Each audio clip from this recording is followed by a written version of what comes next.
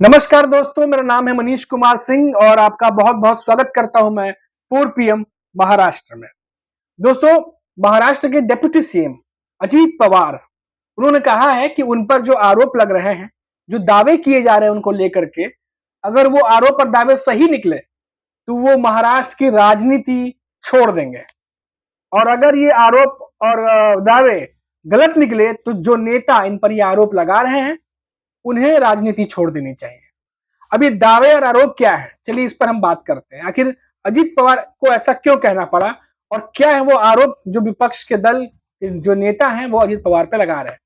महाराष्ट्र में विधानसभा चुनाव से पहले सियासी गहमा-गहमी जो है वो बढ़ती जा रही है। राज्य के डिप्टी सीएम और एनसीपी प्रमुख अजीत पवार ने पहचान बदलकर दिल्ली जाने के आरोपों का खंडन किया है और उन्होंने ये दावा करते हुए कहा कि केंद्रीय गृह मंत्री अमित शाह से मिलने के लिए भेष बदलकर नई दिल्ली जाने की खबरें सच हुई तो वो राजनीति छोड़ देंगे। ये बड़ी बात जो है, बड़ा बयान उनकी तरफ से जो है वो आया है।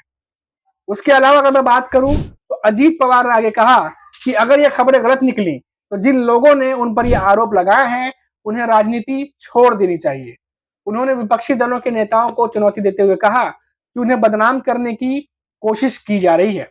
आपको बता दें कि कुछ मीडिया रिपोर्ट्स में कुछ प्रकाशित हुई थी, कुछ रिपोर्ट जिनमें अनौपचारिक बातचीत के दौरान अजीत पवार ने खुद कहा था कि उन्होंने दोनों दलों के बीच गठबंधन पर जो है वो अमित शाह से कुछ उनकी बैठकें हुई थी और उस बातचीत के दौरान उन्होंने कथित तौर पे कहा था कि मैं बैठकों में भाग लेने के लिए हवाई यात्रा के दौरान दिल्ली जाते समय मास्क और टोपी पहना करता था।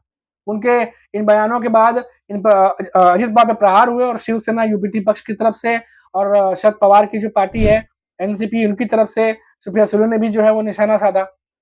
हालांकि मीडिया से बातचीत करते हुए अजित पवार ने कहा कि वो कुछ भी छिपाकर राजनीति नहीं करते हैं और मैं लोकतंत्र में एक कार्यकर्ता की तरह काम करता हूं, मुझे कुछ भी छिपाकर राजनीति करने की आदत नहीं है।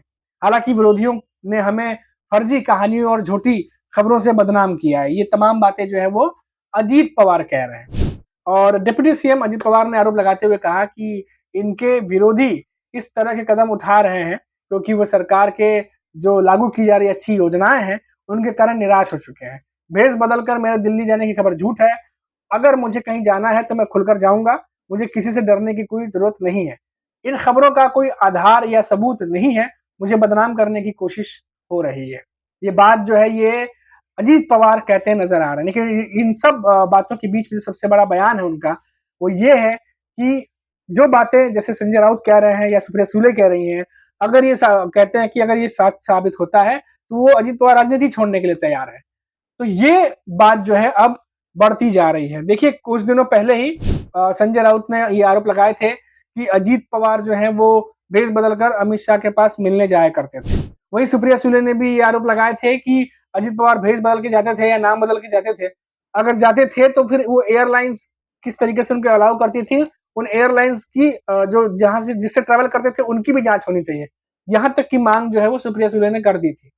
अब इसको लेकर के जब दोनों ही पार्टियों की तरफ से हमला हुआ तो अजीत पवार सामने आए और आज तमाम बातें जो है उन्होंने अपने पक्ष में कही है।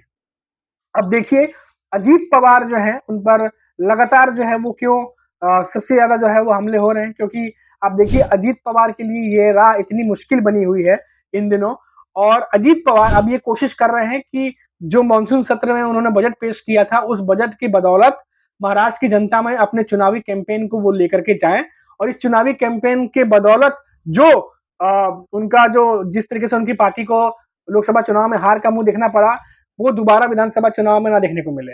और इसीलिए अजीत पवार जो हैं वो विपक्षी दलों के जो नेता अगर वो हमलावर होते हैं तो उसको डिफेंड करने के लिए अजीत पवार तुरंत जो है वो बयान जो है वो आजकल दे रहे हैं। आप देखिए कि अजीत पवार जो है वो जो बजट पेश किया गया था जिसको कि विरोधी दल जो है वो चुनावी बजट कह रहे थे, उस बजट में कई सारे स्कीम जो है वो अजीत पवार ने डाली थी। अब इन्हीं स्कीम की बदौलत अजीत पवार ये मान रहे हैं कि चुनावी कैंपेन में जब अपने चुनावी कैंपेन में वो प्रचार प्रसार करेंगे तो हम स्कीम की बदौलत विधानसभा चुनाव में इनकी स्थिति पहले से बेहतर हो सकती है, ऐसा अजीत पवार मान रहे हैं। वही देखिए तो एकनाथ शिंदे भी जो है इन्हीं स्कीम्स के बदौलत जहां भी वो जाते हैं वो लाडली बहना की बात करते हैं या गैस सिलेंडर की बात करते हैं सस्ता होना, तो ये तमाम बातें वो करते रहते हैं जो महाराष्ट्र सरकार जो है उन्हें स्कीम दे रही है। इसका चुनाव प्रचार कैसे होगा, प्रचार प्रसार कैसे होगा, उसके लिए भी एकनाथ शिंदे जो है वो प्लान बना करके बैठे हुए हैं। तो ऐसे में इस जो स्कीम जो मानसून सत्र में लाया गया है, यही घूम फिर कर एक तरीके से ब्रह्मास्त्र की तरह जो है वो इस्तेमाल करना चाह रही है मायावती और उनके दल के नेता, खासतौर से अजित पवार।